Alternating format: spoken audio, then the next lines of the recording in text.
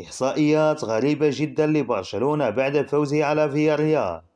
خطة برشلونة لاستعادة خدمات بوسكيتس من الإصابة. برشلونة فضح الليغا. بالأرقام، أروخو من جيد إلى ممتاز. إحصائيات غريبة جدا لبرشلونة بعد فوزه على فياريال.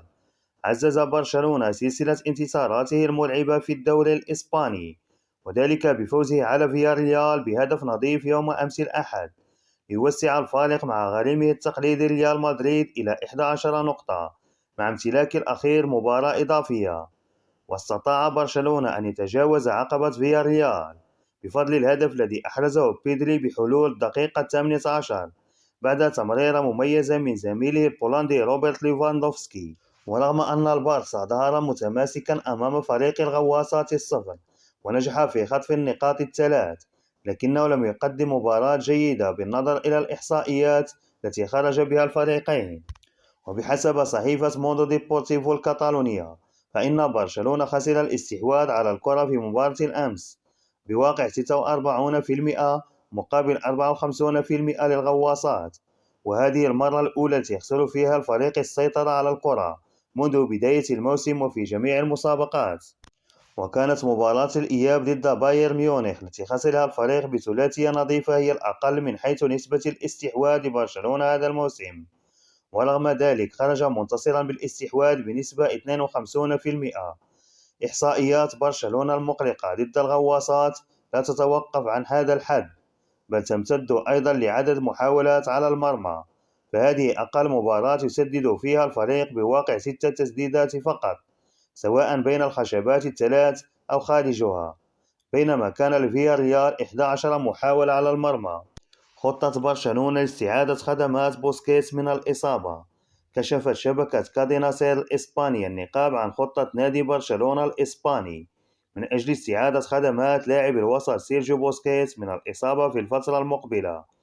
ويغيب بوسكيتس عن صفوف البارسا في الآونة الأخيرة بداعي الإصابة، في الوقت الذي يرفض فيه الجهاز الطبي والفني للنادي الكتالوني المجازفة باللاعب بحقن بمسكنات ومشاركته ضد مانشستر يونايتد الإنجليزي في اللقاء المرتقب بالدوري الأوروبي.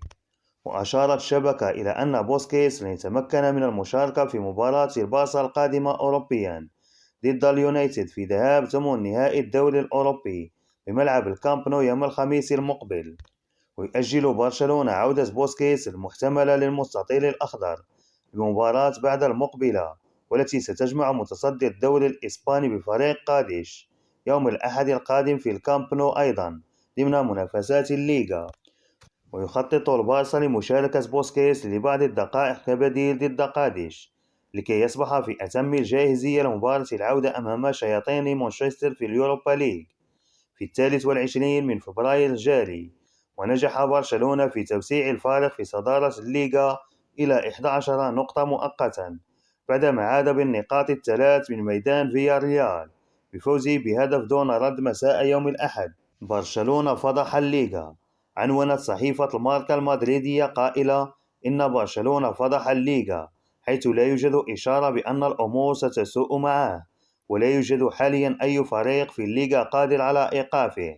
ماركا ذكرت إن هذه الفضيحة إيجابية بالنسبة لعشاق برشلونة، فلا يهمهم أن يكون هناك فريق قادر على إيقافهم، فهم مهتمون فقط بأن الفريق يلعب ليكون البطل بأسرع وقت ممكن بعد انتصاره في كل الملاعب الصعبة، بل يريدون حاليا أن يحقق الفريق اللقب بأرقام قياسية تعوضهم عن سنوات الإخفاق التي حدثت في الماضي ليستعيد الفريق هيبته من جديد.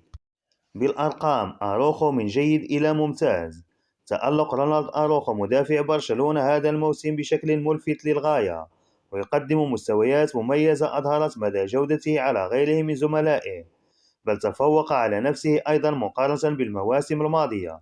مباراة أروخو بالأمس أمام فياريال كانت من أفضل مبارياته، ولم يستطع أحد التفوق عليه في ملعب الأخير، وأظهر اللاعب الخصم أنهم يصطدمون بجدار خرساني كما وصفته صحيفة سبورت إسبانيا.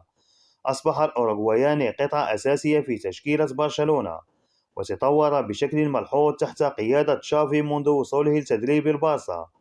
وجاءت أرقام أروخو ضد فياريال كالتالي: لمس الكرة 38 مرة.